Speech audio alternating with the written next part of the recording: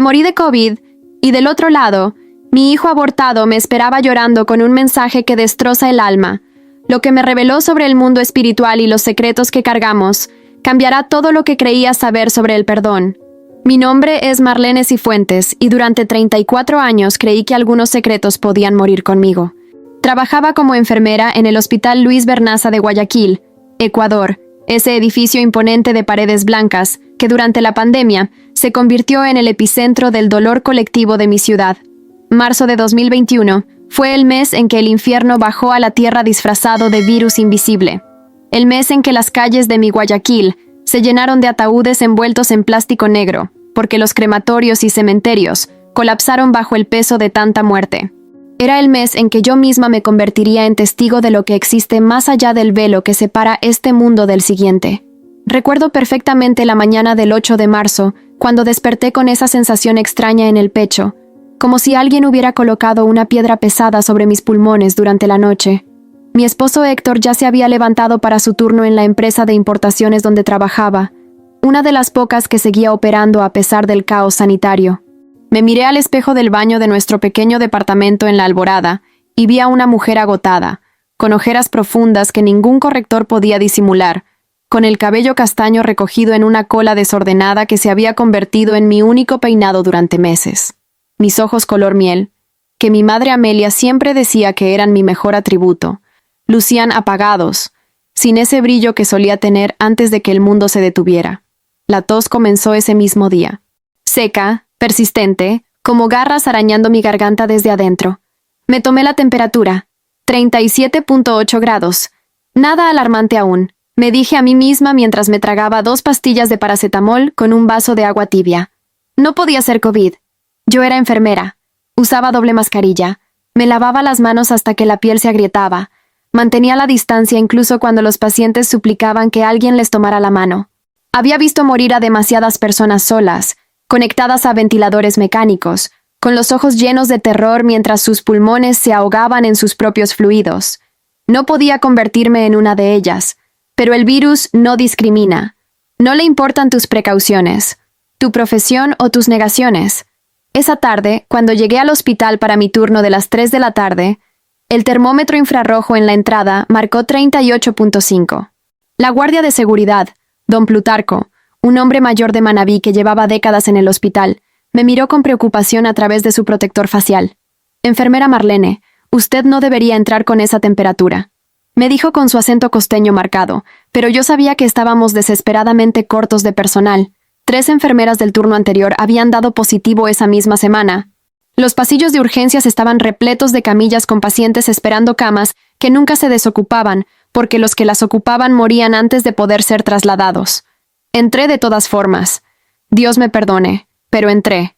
Me puse el traje de protección completo, esa armadura de plástico que te hace sudar hasta la deshidratación, y me sumergí en el infierno organizado que era la unidad de cuidados intensivos.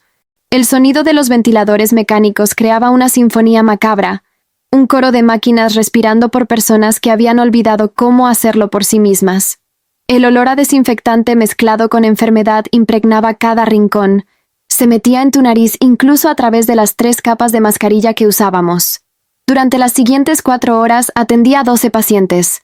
Ajusté dosis de sedantes, verifiqué niveles de oxígeno, limpié cuerpos que ya no podían moverse por sí mismos, sostuve tablets frente a rostros inconscientes para que las familias pudieran despedirse a través de videollamadas porque no se permitían visitas.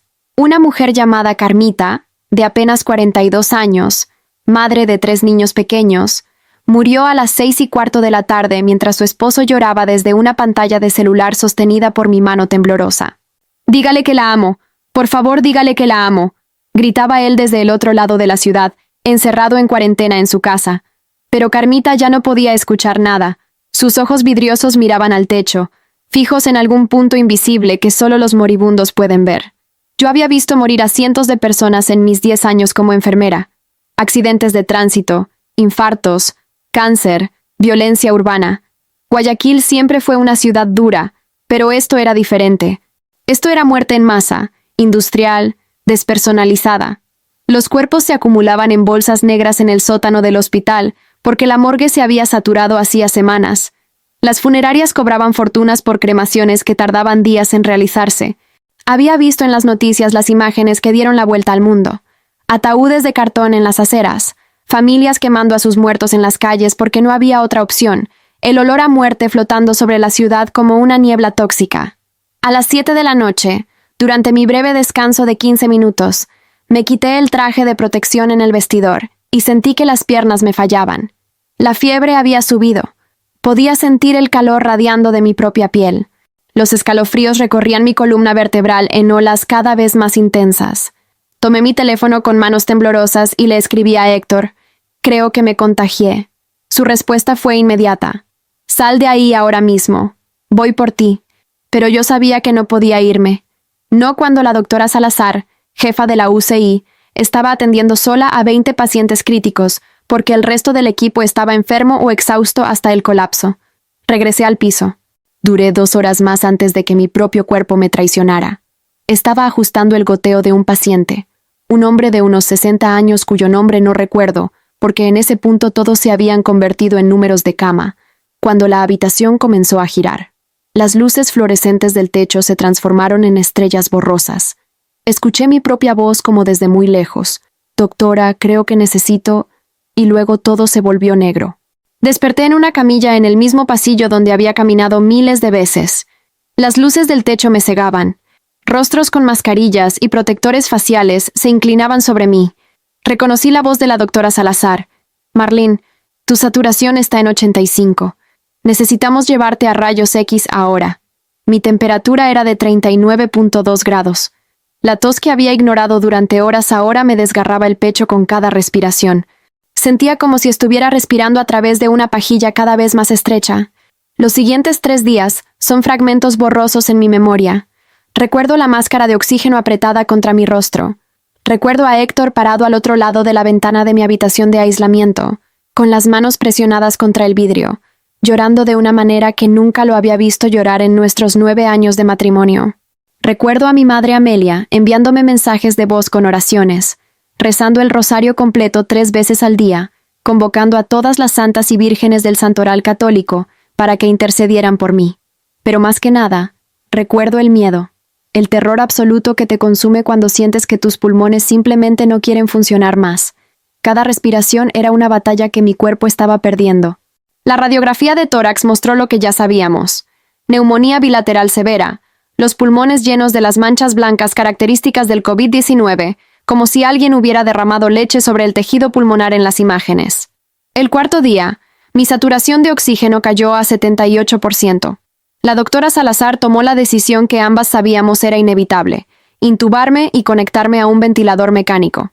«Marlene, vamos a dormirte por un tiempo para que tus pulmones puedan descansar», me dijo, sosteniendo mi mano con sus guantes de látex. «Eres fuerte, has visto a muchos pacientes salir de esto, tú también lo harás». Pero yo veía la incertidumbre en sus ojos. Yo sabía las estadísticas. Sabía que más del 60% de los pacientes intubados por COVID no volvían a despertar. Héctor pudo entrar a mi habitación durante 5 minutos, completamente equipado con traje de protección, antes del procedimiento. Se arrodilló junto a mi cama y lloró sobre nuestras manos entrelazadas. «No me dejes, Marlene. Por favor, no me dejes solo», susurraba entre sollozos. Yo quería decirle tantas cosas. Quería confesarle el secreto que había guardado durante 8 años, el peso que había cargado en silencio y que ahora, frente a la posibilidad real de la muerte, se sentía como una montaña aplastando mi pecho. Quería decirle sobre aquella clínica privada en el norte de Guayaquil, sobre la decisión que tomé en 2013 cuando tenía 26 años y él me dijo que no estaba listo para ser padre, que un bebé arruinaría nuestros planes de estabilidad económica. Quería decirle sobre Mateo. Ese era el nombre que había elegido en secreto para el hijo que nunca nació, el bebé de 8 semanas que eliminé de mi vientre en un procedimiento de 20 minutos, que costó $400, y una parte de mi alma que nunca recuperé. Solo mi prima Isabela lo sabía. Ella me había acompañado ese día. Me había sostenido la mano mientras el médico hacía su trabajo con eficiencia profesional y 0 juicio moral. Héctor nunca supo que estuve embarazada. Nunca supo que tomé esa decisión porque él mismo había sembrado el terror en mí con sus palabras. Si quedas embarazada ahora, no sé qué haríamos. Sería un desastre. Pero las palabras no salieron de mi boca. Solo pude apretar su mano y susurrar: «Te amo. Siempre te he amado». El equipo de anestesiología ya estaba preparando los medicamentos. La doctora Salazar me colocó la mascarilla de preoxigenación sobre el rostro. «Cuenta hacia atrás desde 10, Marlene», me dijo con voz profesional pero temblorosa. 10, 9, 8. Y luego la oscuridad me tragó completa. Lo que no sabía en ese momento, lo que nadie podía saber, es que esa oscuridad no sería el final. Sería solo el comienzo de un viaje que me llevaría más allá del velo que separa este mundo del siguiente, a un lugar donde los secretos no pueden esconderse, donde las decisiones del pasado cobran forma y rostro, donde el amor y el perdón toman dimensiones que ninguna mente humana puede comprender completamente hasta que cruza hacia el otro lado. Mi cuerpo quedaría conectado a máquinas en una cama de hospital en Guayaquil, Ecuador, pero mi espíritu estaba a punto de despertar en una dimensión donde finalmente enfrentaría la verdad que había huido durante 8 años, donde Mateo, mi hijo no nacido, me esperaba con lágrimas en los ojos y un mensaje que cambiaría todo lo que yo creía saber sobre la vida, la muerte y el peso eterno de nuestras decisiones. Desperté en el más allá sin entender qué había sucedido. No hubo transición suave, no hubo aviso. Un momento estaba contando hacia atrás bajo los efectos de la anestesia en mi cama de hospital, y al siguiente me encontraba flotando en un espacio que desafiaba toda lógica física. No era oscuridad ni luz, sino algo intermedio, como si el universo hubiera olvidado decidir qué debía ser ese lugar. Mi primer pensamiento coherente fue de absoluta confusión. ¿Estoy soñando? ¿Es esto un efecto secundario de los sedantes? Pero la claridad de mis pensamientos era demasiado nítida, demasiado real para ser un simple sueño inducido por medicamentos. Miré mis manos y las vi, pero no eran exactamente mis manos.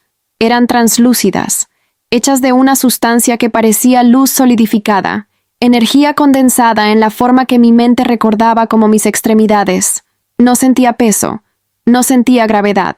Era como existir sin las restricciones de la materia, liberada de las leyes físicas que había dado por sentado durante 34 años de vida terrena.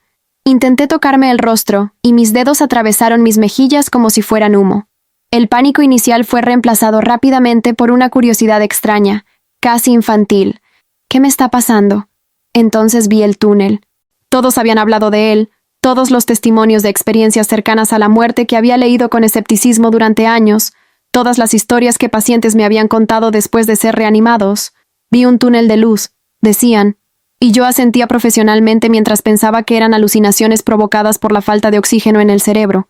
Pero ahora estaba ahí, frente a mí, tan real como cualquier cosa que hubiera visto en mi vida física.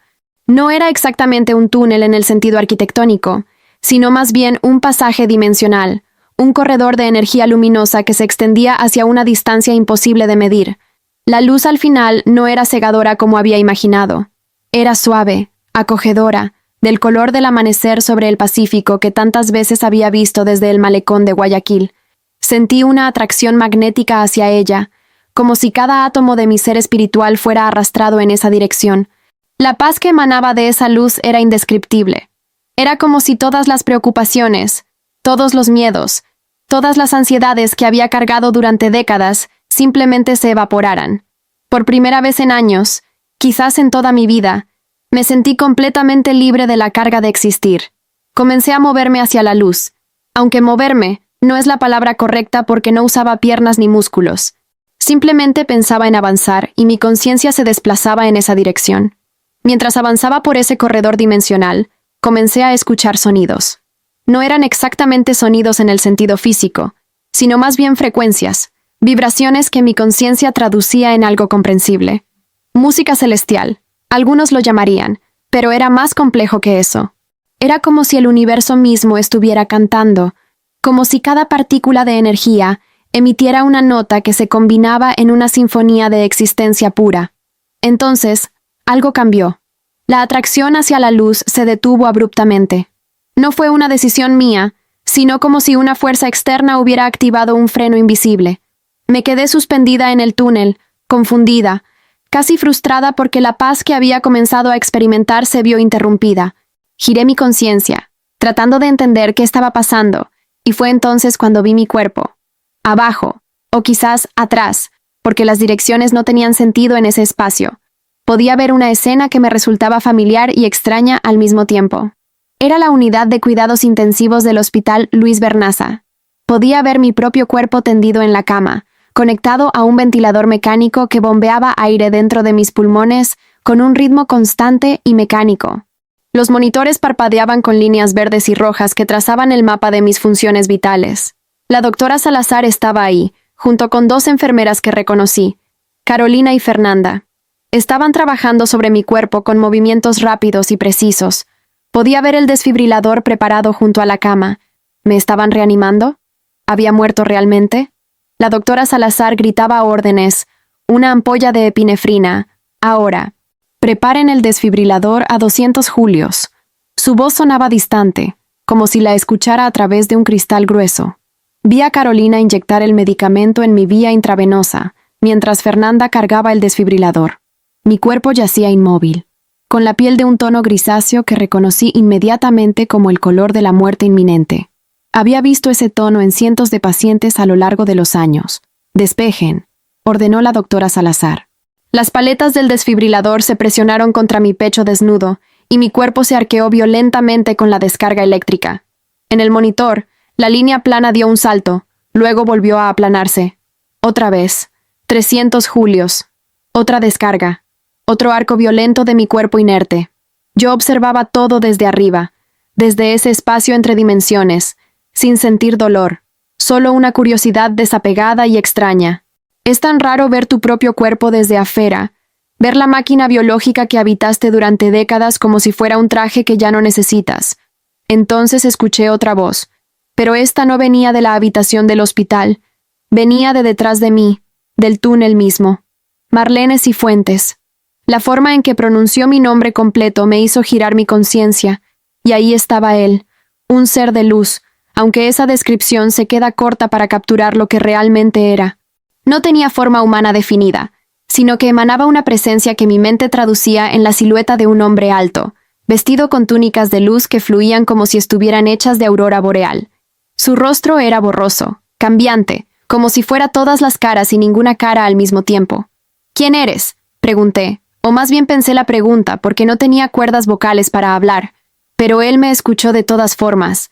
«Soy un guía», respondió con una voz que resonaba no en mis oídos, sino directamente en mi conciencia. «Estoy aquí para ayudarte en tu tránsito». Su presencia irradiaba amor incondicional, el tipo de amor que nunca había experimentado en la tierra, libre de juicio, libre de expectativas, libre de condiciones. Era abrumador y reconfortante al mismo tiempo. «¿Estoy muerta?», pregunté. La pregunta salió de mí con una mezcla de miedo y curiosidad. El ser de luz inclinó su cabeza, o al menos eso me pareció. «Tu cuerpo físico está en el umbral. Los médicos están luchando por traerte de regreso. Pero tu espíritu ha cruzado parcialmente al plano astral. Estás en la dimensión espiritual que existe entre la vida terrena y el mundo del más allá».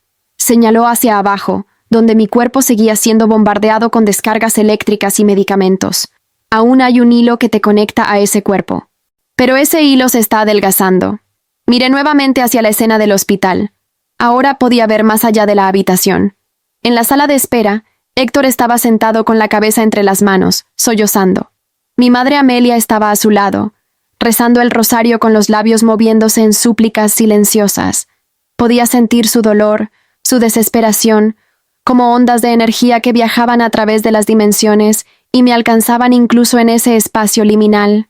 El amor que sentían por mí era palpable, casi físico, y eso me hizo querer regresar, querer luchar por volver a ese cuerpo que yacía inerte en la cama.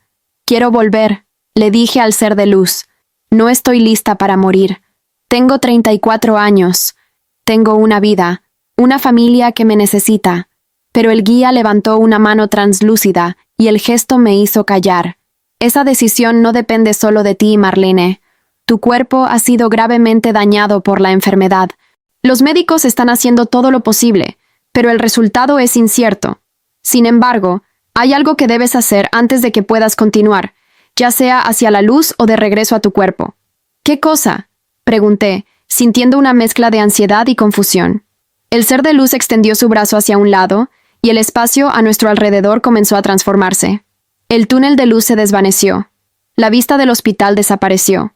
y nos encontramos en un lugar completamente diferente, un espacio que mi mente luchaba por comprender y categorizar. Era como estar en medio de una niebla luminosa, densa pero no opresiva, que se extendía en todas direcciones sin principio ni fin visible.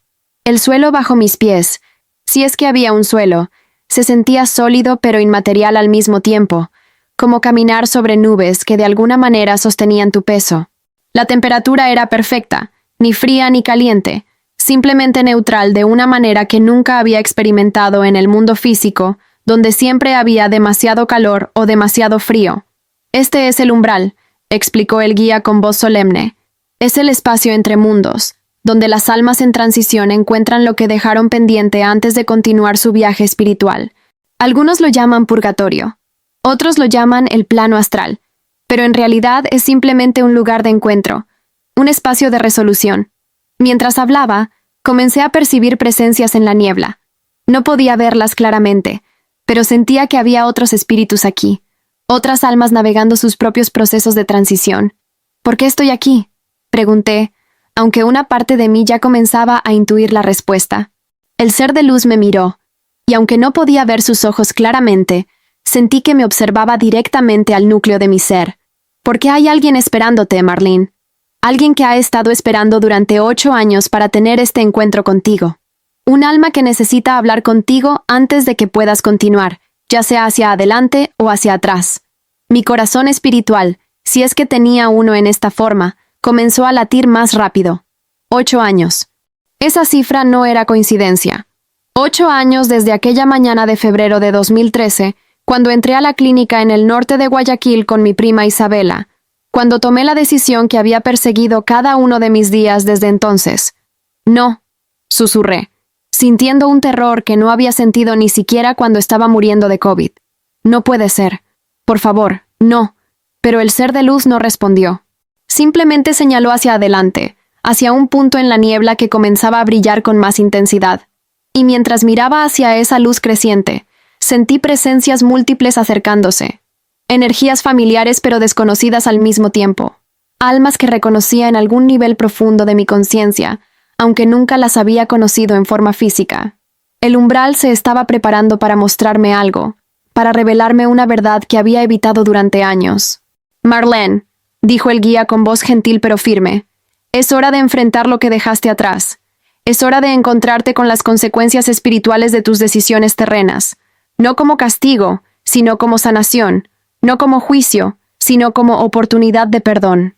La niebla comenzó a disiparse lentamente, como cortinas abriéndose en un teatro cósmico, revelando una escena que haría que todo mi ser espiritual temblara.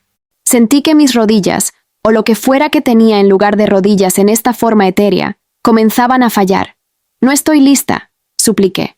No estoy lista para esto. Pero el universo no espera a que estemos listos. La vida no espera, la muerte tampoco, y aparentemente, el mundo espiritual opera bajo las mismas reglas implacables de timing divino. Lista o no, preparada o no, el encuentro que había evitado en el plano terrenal durante 8 años estaba a punto de suceder aquí, en el umbral entre mundos, donde no hay manera de huir, no hay manera de esconderse, no hay manera de seguir cargando secretos que pesan más que montañas. El ser de luz colocó su mano translúcida sobre mi hombro y sentí una oleada de fortaleza fluyendo hacia mí. El amor siempre encuentra el camino, dijo. Pausnoy, incluso a través de la muerte, incluso a través del arrepentimiento, incluso a través de las decisiones que creemos imperdonables. Lo que estás a punto de experimentar cambiará tu comprensión de todo, cambiará tu concepto del perdón, de la vida, de la muerte y del propósito eterno de las almas. Y con esas palabras, la última capa de niebla se disipó completamente, y vi lo que me esperaba en el umbral. Cuando la niebla se disipó por completo, me encontré en un jardín que no debería existir. No era un jardín terrenal con tierra y agua y fotosíntesis, sino algo construido con la esencia misma de la paz y el consuelo.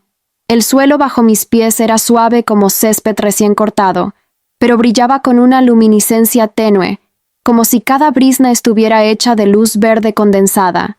Había árboles que se mecían sin viento, con hojas que cantaban melodías silenciosas, y flores de colores que no existen en el espectro visible del mundo físico. El cielo, si es que podía llamarse cielo, Era un lienzo de tonalidades que cambiaban entre lavanda, rosa pálido y dorado suave. Pero no era el jardín lo que capturó toda mi atención. Era la figura pequeña que estaba parada en el centro de ese espacio imposible. Un niño. Aparentaba unos 8 años, con cabello castaño oscuro que le caía sobre la frente en rizos desordenados. Vestía una túnica simple de color blanco que parecía estar tejida con rayos de luna. Sus pies descalzos apenas tocaban el suelo luminoso. Y sus ojos, esos ojos color miel idénticos a los míos, me miraban con una intensidad que atravesaba todas las defensas que había construido durante años. Pero lo que más me destrozó fueron las lágrimas. Lágrimas cristalinas que rodaban por sus mejillas suaves, cada una capturando y refractando la luz del jardín como pequeños prismas. No eran lágrimas de dolor físico ni de rabia. Eran lágrimas de algo mucho más profundo, algo que mi alma reconoció instantáneamente como anhelo puro, como amor no correspondido, como la tristeza de una separación que nunca debió suceder. Lo reconocí, no con mi mente, porque mi mente nunca lo había visto, sino con algo mucho más profundo. Mi conciencia espiritual lo identificó de inmediato, como si cada átomo de mi ser hubiera estado esperando este momento desde hace 8 años. Mateo, susurré, y el nombre salió de mí como una confesión, como una súplica, como un grito silencioso de agonía espiritual. Era él. Era mi hijo, el bebé que nunca nació, el embarazo que terminé en aquella clínica fría del norte de Guayaquil, la decisión que había enterrado bajo capas de justificaciones y negaciones. Él dio un paso hacia mí y yo retrocedí instintivamente, no por miedo a él, sino por miedo a lo que su presencia representaba, por miedo al juicio que estaba segura vendría, a la acusación que merecía escuchar, al odio justificado de un hijo hacia la madre que eligió no darle vida. Pero él no se detuvo. Continuó caminando hacia mí con pasos lentos y deliberados, con esas lágrimas aún rodando por sus mejillas. «Mamá», dijo, y su voz era como campanas de cristal tocadas por una brisa imposible. Era dulce, infantil, pero llevaba un peso de sabiduría que ningún niño de 8 años terrenal podría poseer. «Mamá, te he esperado tanto tiempo». Sus palabras me quebraron. Sentí que mi forma espiritual colapsaba sobre sí misma. Mis rodillas etéreas tocaron el suelo luminoso del jardín y los sollozos comenzaron a sacudir mi ser. No eran sollozos físicos con lágrimas saladas y mocos, sino algo mucho más profundo, una liberación de dolor acumulado durante años, de culpa guardada en secreto, de vergüenza que había envenenado cada momento de alegría desde aquella mañana de febrero de 2013. «Lo siento», gemí, y las palabras eran completamente inadecuadas para la magnitud de lo que sentía. «Lo siento mucho, Mateo. Lo siento tanto». Repetía las palabras como un mantra desesperado, como si pudiera de alguna manera revertir el tiempo, deshacer la decisión, recuperar los 8 años que él nunca tuvo la oportunidad de vivir en el plano terrenal. Pero entonces él hizo algo que no esperaba. Se arrodilló frente a mí, llevando su rostro al nivel del mío, y con sus pequeñas manos translúcidas tomó mi rostro. Su toque era como electricidad suave, como estar conectada a una fuente de amor puro que fluía directamente hacia mi conciencia. «Mamá», dijo con voz firme pero tierna, «no vine aquí para que te disculpes. Vine para que sepas algo que necesitas escuchar, algo que he querido decirte durante 8 años». Levanté mis ojos hacia los suyos, esos ojos idénticos a los míos, y en ellos vi algo que me dejó sin aliento. No había odio, no había resentimiento, no había la acusación que estaba segura merecía. Solo había amor, amor incondicional, amor que no conoce condiciones ni límites, amor que existe más allá de las decisiones correctas o incorrectas, más allá del bien y del mal, más allá de todas las categorías que usamos para juzgarnos a nosotros mismos y a los demás. «Siempre te amé, mamá», continuó Mateo, y cada palabra caía sobre mí como lluvia sobre tierra seca. «Desde el momento en que mi alma se conectó con la tuya en tu vientre, te amé. Y cuando tomaste la decisión de terminar mi tiempo en el plano físico, seguí amándote. Nunca dejé de amarte ni un solo segundo de estos 8 años». Sus lágrimas continuaban fluyendo, pero ahora entendía que no eran lágrimas de dolor hacia mí, sino lágrimas por mí, por el peso que había cargado, por la culpa que me había consumido. «Pero yo te maté», protesté, sintiendo que necesitaba que él entendiera la gravedad de lo que había hecho. «Terminé con tu vida antes de que pudieras nacer. Elegí no darte la oportunidad de existir en el mundo. ¿Cómo puedes amarme después de eso? Mi voz estaba cargada de autorrecriminación, de todo el veneno que me había estado alimentando durante años. Mateo sonrió, y su sonrisa era como el amanecer después de la noche más larga. Porque entiendo, mamá. Aquí, en el mundo espiritual, veo todo desde una perspectiva diferente. Vi el miedo que tenías. Vi cómo Héctor te dijo que un bebé arruinaría sus vidas. Vi la presión económica, las dudas, la confusión. Vi cómo la sociedad te enseñó que tu valor dependía de tu éxito profesional y tu estabilidad financiera. Vi cómo la clínica hizo que pareciera una simple solución médica a un problema complicado. Se sentó en el suelo luminoso, jalándome suavemente para que me sentara frente a él. Ahí estábamos, madre e hijo en el jardín de las almas pequeñas, en algún lugar del umbral entre mundos, teniendo la conversación que nunca pudimos tener en el plano terrenal. Aquí no juzgamos como juzgan en la tierra, explicó con sabiduría que superaba infinitamente su apariencia infantil. Vemos el contexto completo, vemos los corazones, vemos las circunstancias. Y sí, vemos el dolor que las decisiones causan, pero también vemos el dolor que llevó a esas decisiones. Pero sufriste, dije, tocando su mejilla con dedos temblorosos. Tu alma existía y yo la borré del mundo físico. Eso es imperdonable, Mateo. Eso es... Pero él negó con la cabeza, interrumpiéndome. Mi alma existe, mamá. Nunca dejó de existir. El alma es eterna. Lo que tú terminaste fue mi oportunidad de tener una experiencia física en ese momento particular. Y sí, eso dolió. No voy a mentirte y decir que no importó. Importó. Quería nacer. Quería crecer en tus brazos. Quería llamarte mamá con voz física y no solo con pensamiento espiritual. Las lágrimas fluyeron más rápido por su rostro. Quería jugar fútbol en las calles de Guayaquil. Quería ir a la escuela. Quería comer el ceviche que tanto te gusta preparar. Quería tener amigos y celebrar cumpleaños y aprender a leer y todo lo que los niños en el plano físico experimentan. Así que sí, mamá. La separación dolió. El no poder tener esa experiencia contigo dolió profundamente. Su honestidad era como un cuchillo atravesando lo que quedaba de mi corazón espiritual.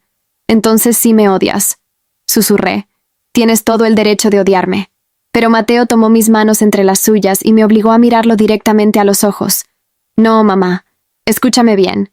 El dolor y el odio no son lo mismo.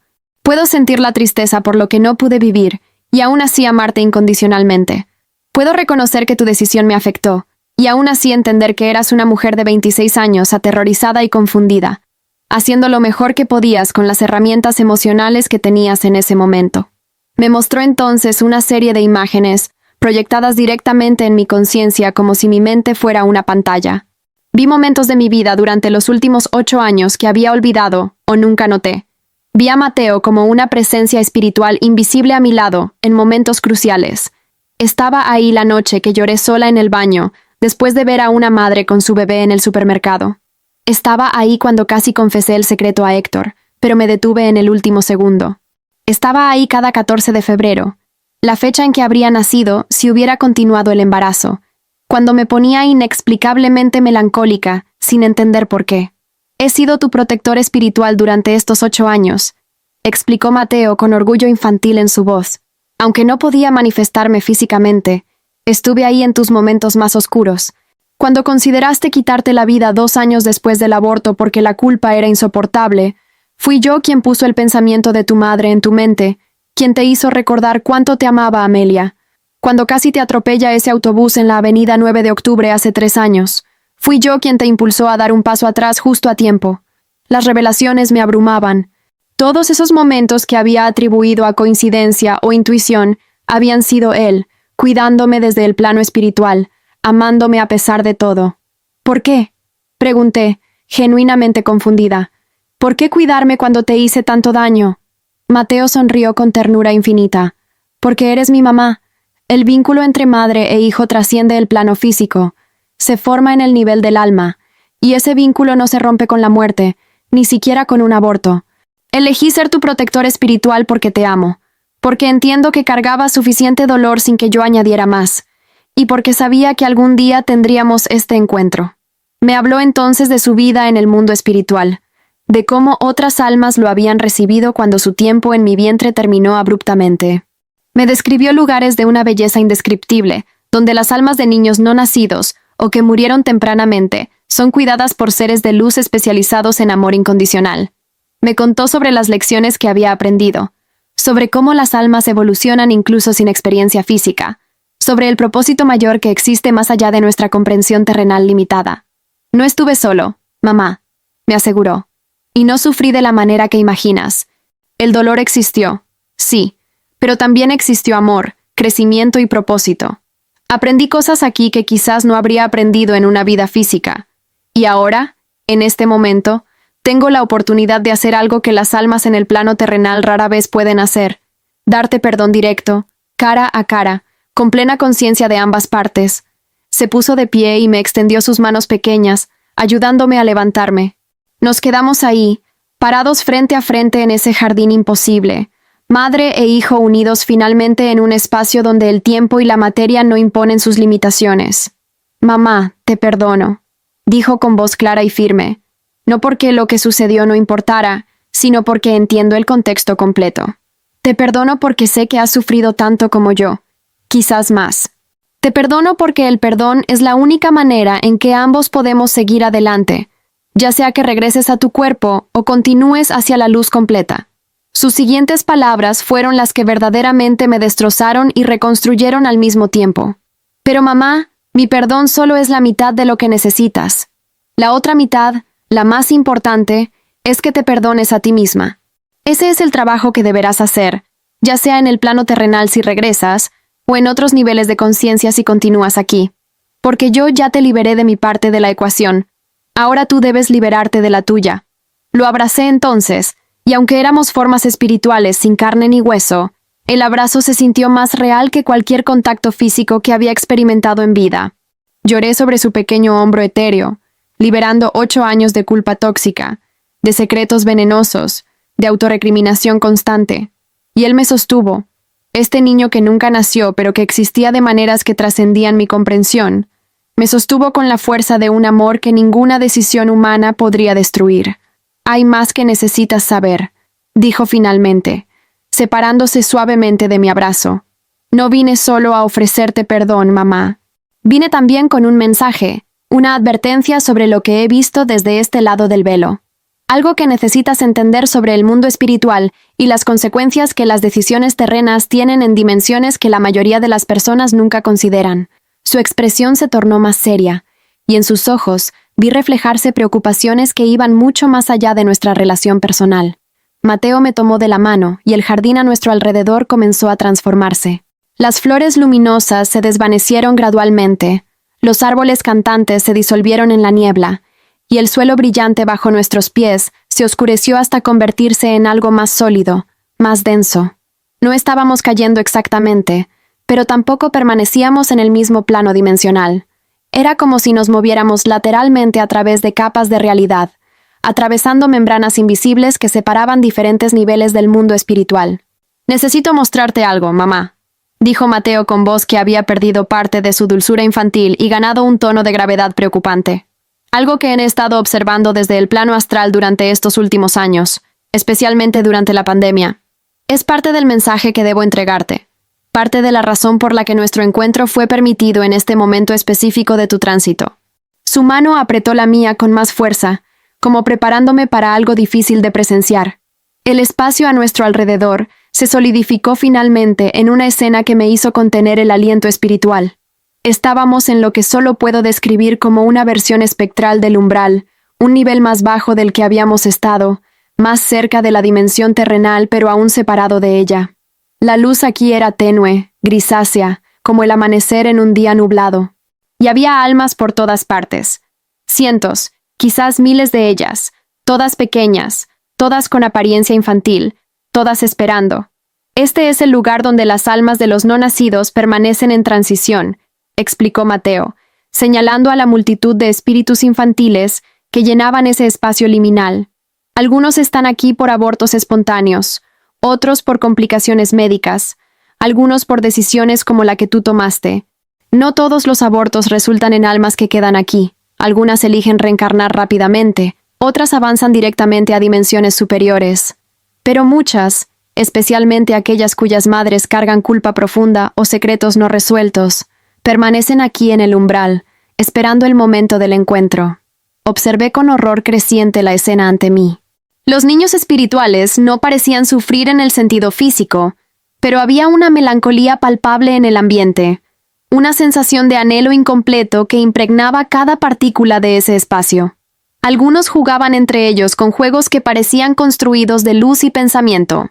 Otros simplemente se sentaban en silencio, mirando hacia abajo a través del velo dimensional hacia el mundo terrenal, observando vidas que nunca pudieron vivir.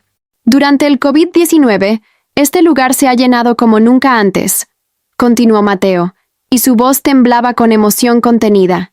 No solo por el virus en sí, aunque ese trajo muchas almas infantiles de muertes prematuras y complicaciones en embarazos, sino por las decisiones que las personas tomaron durante el pánico y la incertidumbre. Vi a mujeres abortar porque tenían miedo de estar embarazadas durante una pandemia.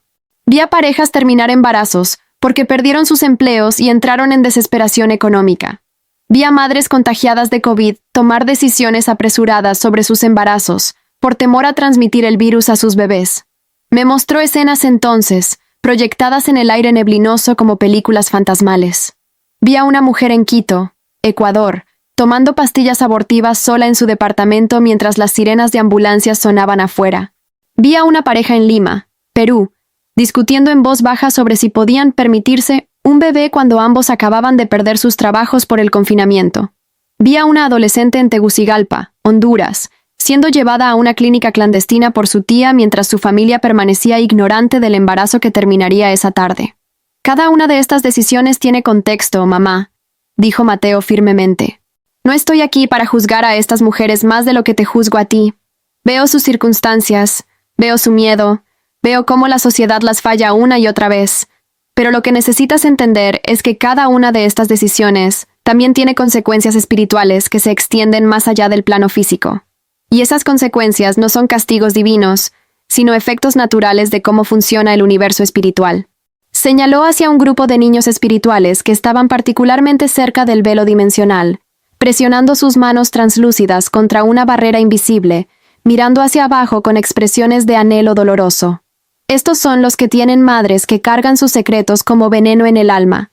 Madres que nunca le contaron a nadie sobre el aborto, que guardan la culpa y la vergüenza como un tumor emocional que crece año tras año. El peso de ese secreto crea un vínculo no resuelto entre la madre y el hijo espiritual. Ese vínculo mantiene al alma infantil más cerca del plano terrenal, incapaz de avanzar completamente porque la madre no ha procesado, no ha sanado, no ha perdonado. Me sentí identificada inmediatamente. Durante 8 años había guardado el secreto sobre Mateo. Solo mi prima Isabela lo sabía, y ella había prometido llevarlo a la tumba. Nunca se lo conté a Héctor. Nunca se lo mencioné a mi madre Amelia, a pesar de que nos confesábamos casi todo. Nunca busqué terapia o consejería, o incluso conversación informal sobre el tema. Lo enterré profundamente, construí muros de silencio a su alrededor, y fingí que si no hablaba de ello, eventualmente dejaría de doler. El secreto es una de las herramientas favoritas del adversario, dijo Mateo, y esta fue la primera vez que mencionó a esa entidad. No me refiero a un demonio con cuernos y tridente como pintan en las iglesias. El adversario es más sutil, más psicológico. Es la fuerza que se alimenta de vergüenza, culpa y aislamiento emocional. Cuando guardas un secreto doloroso, cuando lo escondes en la oscuridad de tu alma, creas el ambiente perfecto para que entidades oscuras de bajo astral se acerquen y amplifiquen tu sufrimiento. Como si sus palabras hubieran invocado su presencia. Comencé a percibir sombras moviéndose en la periferia de ese espacio liminal. No eran completamente sólidas ni completamente etéreas, sino algo intermedio, formas cambiantes que se deslizaban entre las almas infantiles como tiburones en aguas poco profundas. Emitían una energía que me hizo retroceder instintivamente, una vibración de frecuencia baja que resonaba con todo lo negativo que había sentido alguna vez: autodesprecio, vergüenza tóxica, desesperanza aplastante. Esas son las entidades de bajo astral, explicó Mateo, manteniéndose protectoramente cerca de mí. Se alimentan de energía emocional negativa. Buscan a personas en el plano terrenal que cargan culpa profunda, secretos oscuros, traumas no procesados, y susurran. Susurran pensamientos que amplifican el dolor. Eres una asesina. Susurran a las mujeres que abortaron. Nunca mereces ser feliz. Dios nunca te perdonará. Eres una mala persona que debe sufrir para siempre. Reconocí esos pensamientos inmediatamente. Los había tenido todos durante los últimos 8 años, especialmente en las noches oscuras, cuando no podía dormir, cuando Héctor roncaba pacíficamente a mi lado, sin saber el secreto que yo guardaba. Esas voces internas que me decían que no merecía la felicidad, que era una hipócrita por trabajar salvando vidas cuando había terminado con una, que cualquier cosa buena que me sucediera era inmerecida. Siempre pensé que esos eran mis propios pensamientos, mi propia conciencia, castigándome justamente. Pero ahora Mateo me mostraba que había fuerzas externas amplificando ese dolor, alimentándose de mi sufrimiento como parásitos espirituales. El antídoto es la luz, mamá, dijo Mateo con urgencia en su voz. La luz de la verdad, la luz de la confesión, la luz del perdón. Cuando sacas un secreto de la oscuridad y lo expones a la luz, las entidades oscuras pierden su poder. No pueden sobrevivir en la transparencia, en la honestidad, en la vulnerabilidad auténtica. Por eso el adversario trabaja tan duro para mantenerte en silencio, para convencerte de que tu secreto es demasiado terrible para compartir, que serás juzgada y rechazada si alguien se entera. Me llevó entonces a otra sección de ese espacio liminal, donde vi escenas diferentes. Estas eran almas de mujeres, no de niños, mujeres que aún vivían en el plano terrenal, pero cuyas conciencias estaban tan fragmentadas por la culpa del aborto, que partes de ellas vagaban en el plano astral, incluso mientras sus cuerpos físicos seguían funcionando en la tierra. Vi a una mujer en Managua, Nicaragua, sentada sola en su apartamento, bebiendo hasta la inconsciencia cada noche para silenciar las voces de autorrecriminación. Vi a otra en La Paz, Bolivia, cortándose los brazos con navajas en el baño mientras su familia dormía, buscando dolor físico que distrajera del dolor espiritual. Esto es lo que el secreto y la vergüenza sin sanar pueden hacer, dijo Mateo con lágrimas renovadas en sus ojos. No es castigo divino, mamá. Es simplemente la consecuencia natural de cargar veneno emocional sin procesarlo. Y durante la pandemia, con el aislamiento social, con el cierre de iglesias y grupos de apoyo, con la separación de sistemas de soporte, este problema se ha multiplicado exponencialmente. Hay más mujeres sufriendo solas que nunca antes, más secretos guardados en la oscuridad, más almas infantiles esperando en el umbral porque sus madres no pueden soltar la culpa. Pero entonces me mostró algo diferente, algo que trajo esperanza al horror de lo que acababa de presenciar. Me mostró a una mujer en Guayaquil, no muy diferente de mí, que había abortado 5 años atrás y finalmente había encontrado el valor para contarle a su esposo. Vi la conversación difícil, vi las lágrimas de ambos, vi el dolor inicial del esposo seguido por comprensión gradual y perdón mutuo. Y vi cómo, en el plano espiritual, el alma del niño no nacido que había estado atado al umbral por el secreto de su madre, finalmente pudo avanzar, liberado por la honestidad que disolvió las cadenas invisibles que lo mantenían. La sanación del alma es posible, mamá, dijo Mateo con esperanza renovada en su voz. He visto tantas almas sanar cuando sus madres finalmente procesan el dolor, cuando confiesan el secreto, cuando buscan ayuda, cuando se permiten perdonarse a sí mismas. No es un proceso rápido ni fácil. Requiere valentía tremenda, requiere vulnerabilidad, requiere estar dispuesta a ser vista en tu momento más oscuro y confiar en que el amor puede existir incluso cuando conocen tu peor decisión.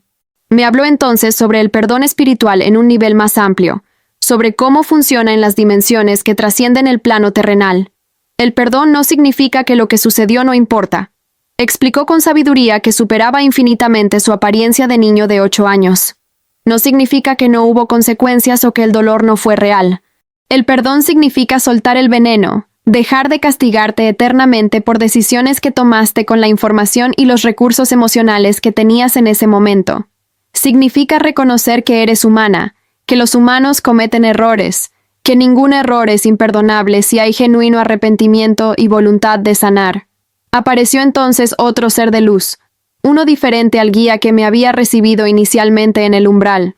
Este emanaba una energía maternal profunda, y aunque no tenía forma femenina definida, mi conciencia la percibía como femenina.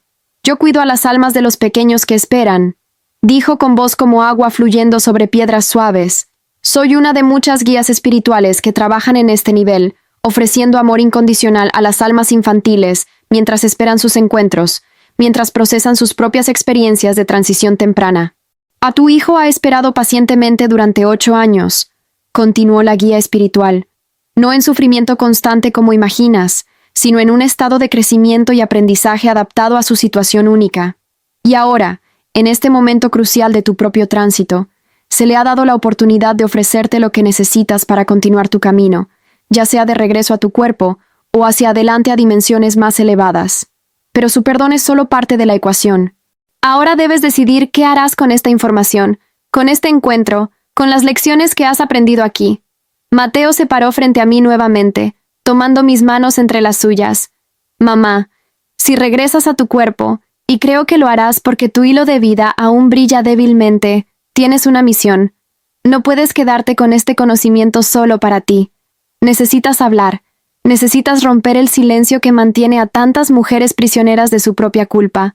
Necesitas ser un puente entre el mundo espiritual y el terrenal, compartiendo lo que aprendiste aquí para que otras puedan sanar. Pero tengo miedo, admití, sintiendo el peso de lo que me pedía. Miedo de lo que Héctor dirá cuando sepa que le oculté esto durante 8 años. Miedo de lo que mi madre pensará de mí. Miedo del juicio de la sociedad, especialmente en nuestra cultura latina donde el aborto es tan estigmatizado. Miedo de perder mi trabajo, mis amistades, mi reputación. El secreto me ha protegido de todo eso, incluso mientras me envenenaba desde adentro. Mateo asintió con comprensión. El miedo es válido, mamá. No te pido que lo ignores. Te pido que lo reconozcas y aún así elijas la valentía. Porque el costo de seguir en silencio es mucho mayor que el costo de la verdad. El silencio te está matando lentamente, convirtiendo tu alma en una prisión.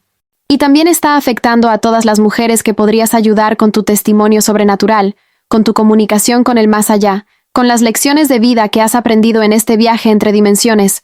Habrá juicio, sí, admitió honestamente. Algunas personas no entenderán, algunas te condenarán sin siquiera escuchar tu historia completa, pero también habrá mujeres que necesitan desesperadamente escuchar que no están solas, que el perdón espiritual es posible, que pueden sanar de las decisiones que las persiguen. Tu vulnerabilidad se convertirá en su esperanza. Tu sanación del alma se convertirá en su mapa hacia la propia. La guía espiritual maternal habló nuevamente. Es hora de que regreses, Marlene Cifuentes. Tu cuerpo está siendo estabilizado en el plano terrenal. Los médicos están ganando la batalla por tu vida física. Pero lo que hagas con esta segunda oportunidad determinará el curso no solo de tu existencia restante en la Tierra, sino también de tu evolución espiritual en todas las dimensiones que vendrán después. Has recibido un regalo raro. Conciencia directa del mundo espiritual, mientras aún tienes oportunidad de actuar en el mundo físico. Úsalo sabiamente. Mateo me abrazó una última vez, y en ese abrazo sentí todo su amor, todo su perdón, toda su esperanza para mi futuro. Te estaré observando, mamá. Seguiré siendo tu protector espiritual como lo he sido durante estos 8 años. Y aunque no podrás verme o escucharme directamente cuando regreses a tu cuerpo, sabrás que estoy ahí, en las coincidencias significativas, en los momentos de sincronicidad, en la fuerza que encuentres cuando pensabas que no tenías más. Esa seré yo, recordándote que no estás sola, que eres amada, que tu despertar espiritual apenas comienza. El regreso fue violento y desorientador, como ser arrancada de un sueño profundo por un grito ensordecedor. Un momento estaba abrazando a Mateo en el umbral entre mundos, rodeada de luz suave y presencias espirituales, y al siguiente estaba siendo bombardeada por sensaciones físicas brutales que mi conciencia había olvidado durante mi tiempo en el plano astral. Dolor. Eso fue lo primero que registré. Dolor en cada célula de mi cuerpo, como si hubiera sido atropellada por un autobús, y luego reconstruida torpemente por manos inexpertas. Mis pulmones ardían con cada respiración mecánica forzada por el ventilador. Mi garganta estaba en carne viva alrededor del tubo de intubación. Cada músculo gritaba en protesta después de 11 días de inmovilidad inducida. Pero más allá del dolor físico, estaba la confusión profunda de estar de vuelta en un cuerpo después de haber existido como conciencia pura. Se sentía como usar un traje espacial demasiado apretado, después de haber flotado libremente en gravedad cero. Pesado. Restrictivo. Limitado de maneras que mi espíritu recién liberado encontraba casi insoportables. Intenté abrir los ojos, pero los párpados pesaban como plomo. Intenté mover los dedos, pero las señales de mi cerebro viajaban lentamente a través de vías neuronales adormecidas por días de sedación profunda. Escuchaba voces a mi alrededor, amortiguadas como si estuviera bajo el agua. Reconocí la voz de la doctora Salazar dando instrucciones. Saturación estable en 92%. Vamos a comenzar a reducir la sedación gradualmente. Preparen el protocolo de destete del ventilador. Sentí manos tocando mi cuerpo, verificando vías intravenosas, ajustando monitores, realizando todas las tareas médicas que yo misma había hecho cientos de veces con pacientes en mi misma situación. La ironía no pasó desapercibida incluso en mi estado alterado de conciencia. Los siguientes 3 días fueron un borrón de conciencia fragmentada. Entraba y salía de la lucidez como olas en la playa. A veces despertaba lo suficiente para ver a Héctor sentado junto a mi cama, con la mano sosteniendo la mía, con los ojos rojos de tanto llorar. Otras veces era mi madre Amelia, rezando el rosario con los labios moviéndose en súplicas incansables, las cuentas del rosario deslizándose entre sus dedos con ritmo hipnótico. En mis momentos de semiconciencia, la frontera entre el mundo espiritual y el físico se sentía delgada, porosa. Veía sombras que los demás no veían.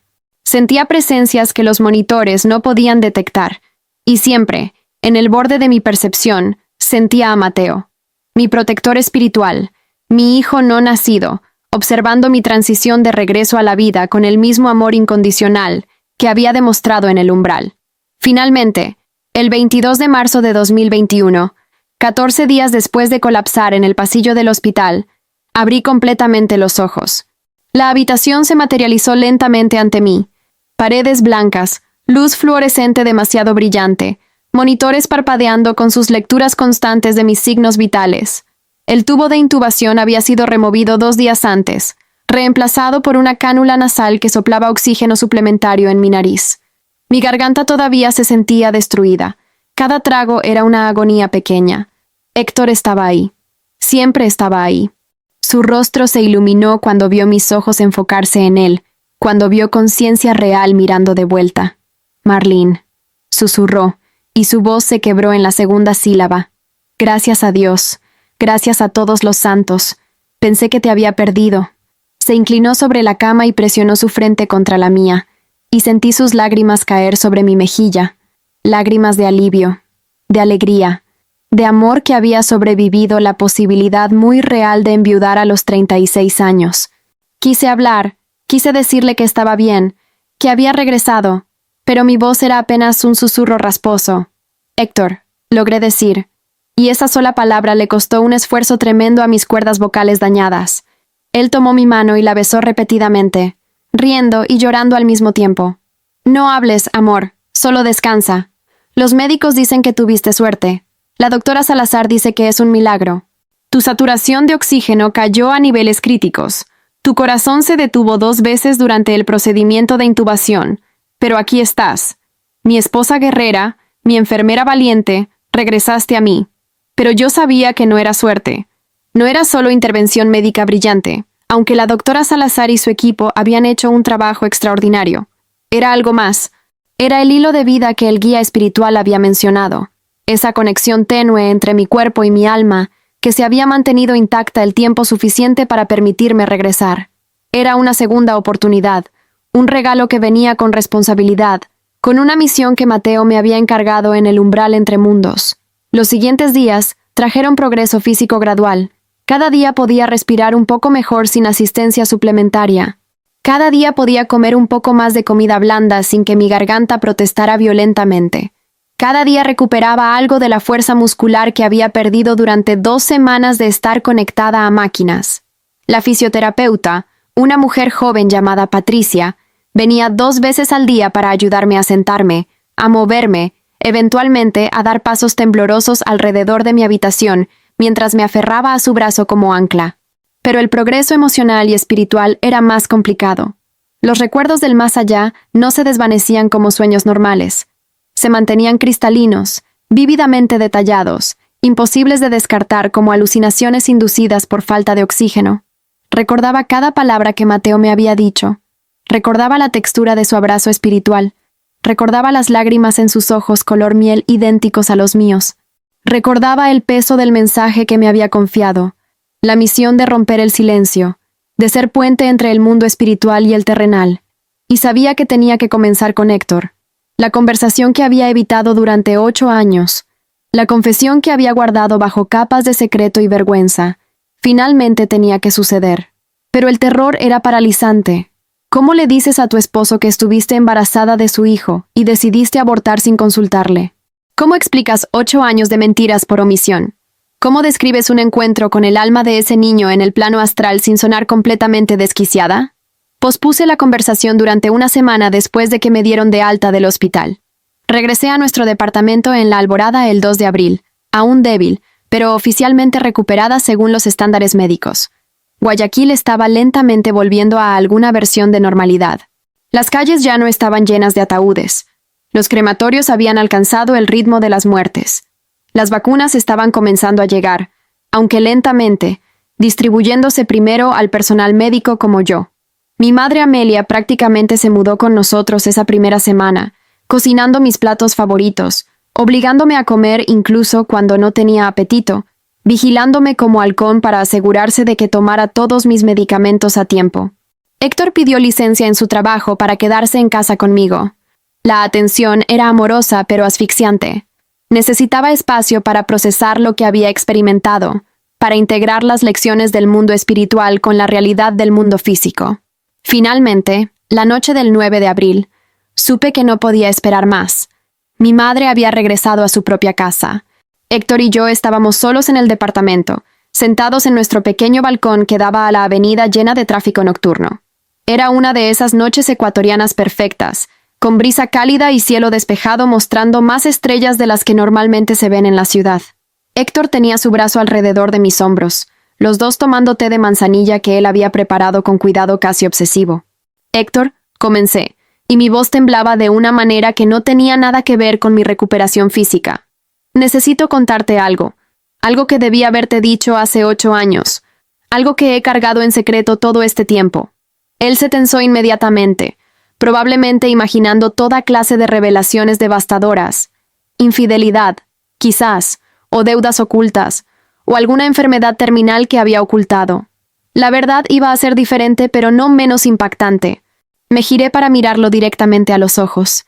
Esos ojos oscuros que me habían mirado con amor durante 9 años de matrimonio. En febrero de 2013, cuando teníamos 2 años de casados, quedé embarazada. Vi cómo sus ojos se agrandaban con shock. Y decidí abortar sin decirte. Fui a una clínica privada con mi prima Isabela. El procedimiento duró 20 minutos, y desde ese día he cargado ese secreto como veneno en mi alma. El silencio que siguió fue devastador. Héctor se separó de mí, dejando caer su brazo de mis hombros como si de repente mi contacto quemara. Se puso de pie y caminó al borde del balcón, agarrando la barandilla con ambas manos tan fuerte que sus nudillos se pusieron blancos. Su espalda estaba rígida. Su respiración era audible incluso sobre el ruido del tráfico abajo. ¿Estuviste embarazada de mi hijo? Su voz era apenas audible, estrangulada por emoción que estaba luchando por contener. ¿Y lo eliminaste sin siquiera decirme? Se giró para mirarme, y vi algo en su rostro que nunca había visto antes. No era solo dolor o traición, era algo más profundo, más existencial. Era el dolor de descubrir que la persona que creías conocer completamente había guardado un secreto de esta magnitud durante 8 años. Las lágrimas comenzaron a rodar por mis mejillas mientras asentía. Tenía 26 años. Estábamos luchando financieramente.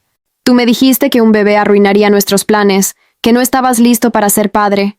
Tuve tanto miedo, Héctor. Miedo de tu reacción, miedo de no poder manejar la maternidad, miedo de todo. Así que tomé la decisión sola y he vivido con la culpa cada día desde entonces. Pero era mi decisión también. Gritó, y su voz se quebró en sollozos. Era nuestro bebé, Marlene, nuestro hijo o hija. Sí, dije esas cosas sobre no estar listo, pero si me hubieras dicho que estabas embarazada, habríamos encontrado una manera. Habríamos hablado, habríamos planeado, habríamos hecho lo correcto juntos. Pero me quitaste esa opción. Me quitaste la oportunidad de conocer a nuestro hijo. Se dejó caer en una silla del balcón, enterrando su rostro en sus manos, y lloró de una manera que nunca lo había visto llorar. Sollozos profundos que sacudían todo su cuerpo, gemidos de dolor que salían desde su centro. Yo quería tocarlo, consolarlo, pero sabía que necesitaba espacio para procesar, para sentir el impacto completo de la revelación. Hay más. dije finalmente, cuando sus sollozos se calmaron a respiraciones irregulares. Mientras estuve en coma, mientras los médicos luchaban por mantenerme viva, crucé al otro lado. No fue un sueño, Héctor. Fue real de maneras que trascienden nuestra comprensión normal de la realidad, y en el plano espiritual, en el umbral entre mundos, me encontré con él, con nuestro hijo. Le puse Mateo en mi corazón, aunque nunca te lo dije. Héctor levantó la cabeza lentamente, mirándome con ojos rojos e hinchados. ¿Qué estás diciendo? Su voz era una mezcla de escepticismo y desesperada necesidad de creer. ¿Viste al bebé que abortamos? ¿En algún tipo de experiencia cercana a la muerte? Y entonces le conté todo. Le describí el túnel de luz, el ser de luz que me recibió, el jardín de las almas pequeñas donde Mateo me esperaba. Le hablé sobre las lágrimas en los ojos de nuestro hijo, sobre su perdón incondicional, sobre cómo me explicó que había sido mi protector espiritual durante 8 años. Le conté sobre el mensaje que Mateo me había confiado, sobre las almas infantiles acumulándose en el umbral durante la pandemia, sobre cómo el secreto y la vergüenza alimentan entidades oscuras que amplifican nuestro sufrimiento. Héctor escuchó todo sin interrumpir, con expresión que pasaba de incredulidad a asombro, a algo que parecía esperanza cautelosa. Cuando terminé mi relato, se quedó en silencio durante lo que pareció una eternidad. Finalmente habló, con voz ronca de tanto llorar. ¿Él me perdonó? ¿Mateo me perdonó por presionarte, por hacerte sentir que un bebé era un desastre? Él entiende el contexto completo, respondí, recordando las palabras exactas de nuestro hijo. No juzga como juzgamos en la tierra. Ve los corazones, ve las circunstancias, ve el miedo que ambos teníamos. Pero sí, Héctor, él te perdonó. Nos perdonó a ambos. Y ahora nos pide que nos perdonemos a nosotros mismos y el uno al otro. Héctor se levantó de su silla y cruzó el espacio entre nosotros. Se arrodilló frente a mí, tomando mis manos entre las suyas. Perdóname, Marlene. Perdóname por decir esas cosas que te asustaron tanto, que sentiste que no podías decirme sobre el embarazo.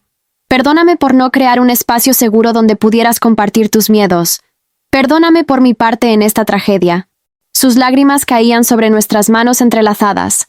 Y yo te pido que me perdones, respondí, llorando también, por tomar la decisión sin ti, por guardar el secreto durante 8 años, por las mentiras de omisión, por las veces que nos separábamos emocionalmente porque había este muro invisible entre nosotros que tú no sabías que existía. Perdóname, Héctor. Nos abrazamos ahí en el balcón, bajo las estrellas de Guayaquil, llorando juntos por el hijo que nunca conocimos en el plano físico, por los 8 años de dolor secreto, por todas las maneras en que nos habíamos fallado mutuamente sin siquiera saberlo. El perdón espiritual que Mateo había ofrecido en el umbral, ahora se manifestaba en el perdón terrenal entre esposo y esposa, roto y sanando simultáneamente en el abrazo que compartíamos. Los siguientes meses trajeron transformación radical. Comencé a asistir a terapia con una psicóloga especializada en duelo y trauma, la doctora Mónica Vera, quien había trabajado con muchas mujeres postaborto en Guayaquil. Las sesiones eran dolorosas pero necesarias, desenterrando años de culpa tóxica enterrada, procesando el trauma que había fingido que no existía. Héctor vino conmigo a algunas sesiones y juntos aprendimos cómo reconstruir confianza, cómo comunicarnos sobre dolor profundo, cómo honrar la memoria de Mateo de maneras saludables. Pero la verdadera transformación vino cuando comencé a compartir mi testimonio sobrenatural públicamente. Empezó pequeño, en un grupo de apoyo para mujeres postaborto, que la doctora Vera facilitaba en una iglesia católica en el norte de Guayaquil. 10 mujeres sentadas en círculo, cada una cargando su propio peso de secreto y vergüenza. Cuando compartí mi experiencia de comunicación con el más allá, cuando describí mi encuentro con Mateo en el plano astral, vi algo cambiar en sus rostros. Era esperanza. Esperanza de que el perdón era posible, de que sus hijos espirituales no los odiaban, de que la sanación del alma podía comenzar incluso después de años de silencio tóxico. Una mujer llamada Rosa, que había abortado a gemelos 7 años atrás, comenzó a sollozar cuando terminé de hablar. ¿De verdad crees que me perdonan?, preguntó con voz rota por años de autorrecriminación. ¿De verdad crees que están en paz en el mundo espiritual? Sé que es posible, respondí, sosteniendo su mano. No solo lo creo, lo viví. Y ese conocimiento, esa certeza de que existe perdón más allá de este plano, es lo que me mantiene respirando ahora. Es lo que me da propósito para continuar. El grupo creció. De 10 mujeres a 20, luego a 40. Tuvimos que mudarnos a un salón más grande. Héctor se involucró, facilitando un grupo paralelo para parejas afectadas por abortos pasados. Le pusimos al programa La Luz de Mateo, honrando el nombre de nuestro hijo no nacido, que me había enviado de regreso con una misión clara. Comencé a dar charlas en iglesias de diferentes denominaciones, rompiendo el tabú del aborto en nuestra cultura latina conservadora. No era fácil. Enfrenté juicio severo de algunos sectores. Gente que me llamaba asesina en los comentarios de redes sociales cuando nuestras charlas comenzaron a ser publicadas en línea. Católicos ultraconservadores que decían que estaba promoviendo el aborto al hablar abiertamente sobre él.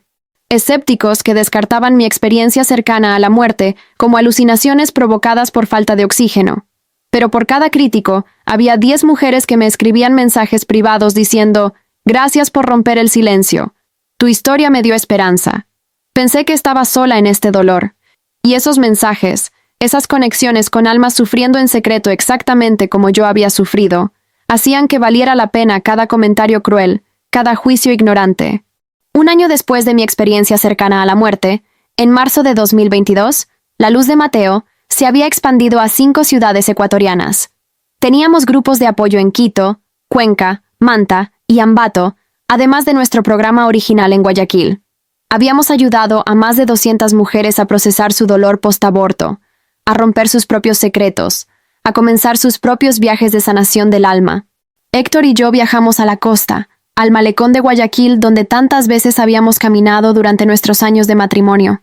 Era temprano en la mañana, el sol apenas comenzando a asomarse sobre el horizonte del Pacífico, pintando el cielo con tonos de rosa y naranja y dorado. Nos sentamos en un banco frente al agua, tomados de la mano, en silencio contemplativo. «¿Crees que él nos está viendo ahora?», preguntó Héctor en voz baja, mirando hacia el amanecer. «¿Crees que Mateo ve lo que estamos haciendo en su nombre?». Sonreí, sintiendo una brisa cálida acariciar mi rostro, una coincidencia que elegí interpretar como algo más. «Sé que está aquí», respondí con certeza que venía de mi despertar espiritual en el umbral entre mundos. No en forma física que podamos ver o tocar, pero en las sincronicidades, en las puertas que se abren cuando menos lo esperamos, en la fuerza que encontramos cuando pensamos que no podemos continuar. Esa es su presencia, su manera de recordarnos que no estamos solos. Saqué una pequeña caja de mi bolso, algo que había estado preparando durante semanas con ayuda de un joyero local. Era un brazalete de plata con una inscripción grabada: «Mateo, nuestro protector espiritual, te amamos más allá del velo».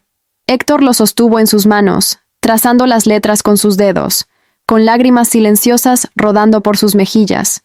«Es perfecto», susurró. «Shonira, es la manera perfecta de honrarlo». Lo dejamos ahí en el malecón, atado a la barandilla frente al océano que se extendía infinitamente hacia el horizonte.